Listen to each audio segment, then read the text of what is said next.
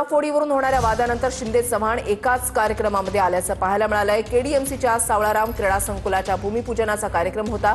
कार्यक्रमात श्रीकांत शिंदे आणि रवींद्र चव्हाणांचं हस्तांदोलन सुद्धा पाहायला मिळालं। स्टेजवर एकनाथ शिंदे आणि रवींद्र चव्हाणांची चर्चा झाली। उदय सामंतांनी आपली जागा बदलत चव्हाणांना एकनाथ शिंदेंच्या बाजूची जागा दिली आणि यानंतर चव्हाण उदय सामंत आणि एकनाथ शिंदे यांच्यामध्ये बसून दोघांशी चर्चा करताना दिसले।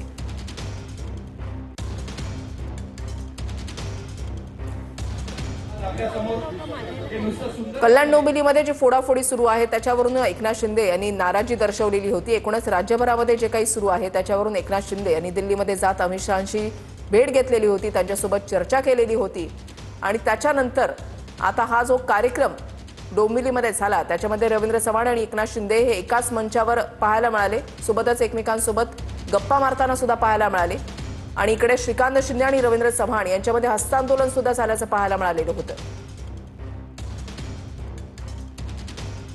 याच कार्यक्रमाच्या बॅनरबाजीवरून सुद्धा जोरदार टीका झाल्याचं सुद्धा पाहायला मिळालेलं होतं। महायुतीमध्येच एकमेकांच्या पक्षामध्ये ज्या पद्धतीने पक्षांतर होतंय, जी फोडाफोडी सुरू आहे त्यावरून एकनाथ शिंदे यांच्याकडून नाराजी वर्तवण्यात आलेली होती।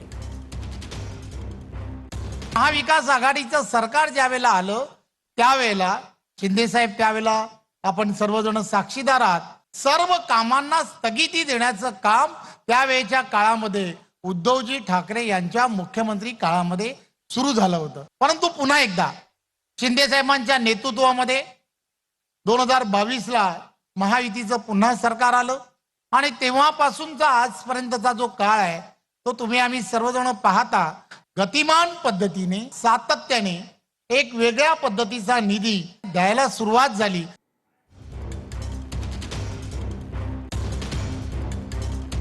केलेली आहेत। मुट्ठी में कुछ सपने लेकर भरकर जेबों में आशाएं, मुट्ठी में कुछ सपने लेकर भरकर जेबों में आशाएं, दिल में है अरमान यही कुछ कर जाए। सूरज सा तेज नहीं मुझ में, लेकिन दीपक सा जलता देखोगे। अपनी हद रोशन करने से तुम मुझको कब तक रोकोगे।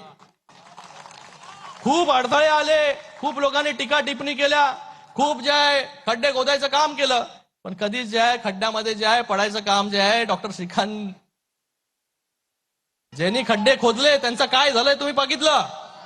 जे रोज टीका करत होते त्यांनी ब्रेकिंग न्यूज समोर येते। भारत मॅच जिंकलेला आहे। भारताचा दक्षिण आफ्रिकेवर 9 विकेट्सनं दणदणीत विजय मिळवलाय, तर तिसऱ्या एकदिवसीय सामन्यामध्ये भारतानं दक्षिण आफ्रिकेचा पराभव केला। भारतानं एकदिवसीय मालिका 2-1 जिंकल्याची माहिती आहे। तर यशस्वी जयस्वालच्या नाबाद 116 धावा झाल्या, तर रोहित शर्माच्या 75 धावा झाल्या।